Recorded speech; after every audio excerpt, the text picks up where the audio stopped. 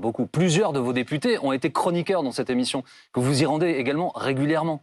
Donc vous saviez très bien, Louis Boyard savait très bien. Nous allons partout où nous pouvons. Cyril Hanouna qui a annoncé que la France Insoumise ne serait plus invitée, que ce n'est pas à lui de choisir cela, que sa chaîne a une convention avec l'Arcom. Et vous avez envie de continuer à y aller ?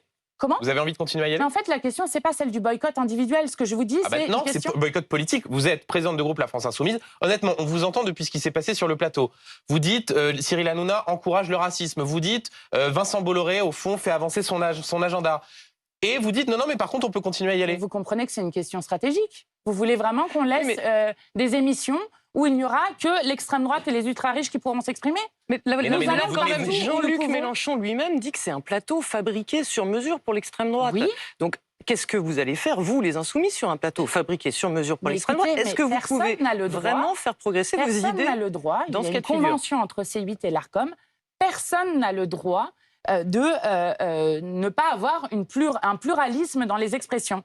Donc, ce n'est pas M. Hanouna qui décide qui vient ou non sur son plateau. Madame, mais il y a une forme d'hypocrisie assez incroyable à critiquer des plateaux sur lesquels vous vous rendiez même parfois en exclusivité. Mais nous critiquons aussi les vôtres de plateaux.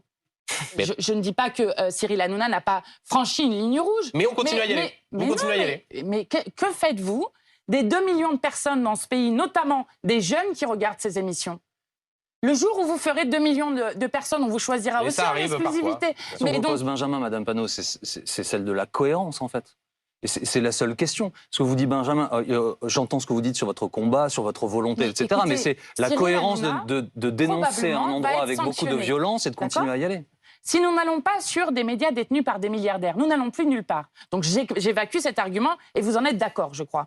Ensuite, la question c'est, il y a un animateur spécifiquement qui a décidé de faire en quelque sorte le soutien à M. Bolloré, à tel point qu'il est capable d'insulter un député du peuple. Évidemment que nous n'allons pas retourner demain sur TPMP. Ce n'est pas son choix. Ce n'est pas sa décision. Vous n'y retournerez pas tant qu'il ne sera pas sanctionné ? En sachant que lui-même ne veut pas vous inviter pour l'instant. Mais c'est à peu près ça la ligne que vous avez. Mais ce n'est pas à lui de décider, c'est ça que je veux dire. Mais bien sûr que vous n'allez pas nous voir demain aller sur un plateau alors que Louis Boyard a été copieusement insulté dans une séquence qui était quand même, je crois, extrêmement violente. Votre argumentaire sur Vincent Bolloré, il y a quand même un petit souci. C'est peut-être un petit peu difficile à entendre quand... on se rend compte que Louis Boyard, qui porte cet argument, il a lui-même touché 6 784 € de la part de Vincent Bolloré. M. Hanouna en a 40 000 € par mois, juste pour son poste d'animateur. Non, mais arrêtez. Non, mais ça ne gênait pas M. Boyard. Oui, mais M. Boyard, qu'est-ce qu'il a fait sur ce plateau ? Il a parlé de la précarité étudiante à chaque fois qu'il était invité. Et là, il porte par exemple un texte qui est sur la garantie d'autonomie pour tous les jeunes en formation à hauteur du seuil de pauvreté, c'est-à-dire 1 102 € par mois. C'est là vous ne répondez pas à la question.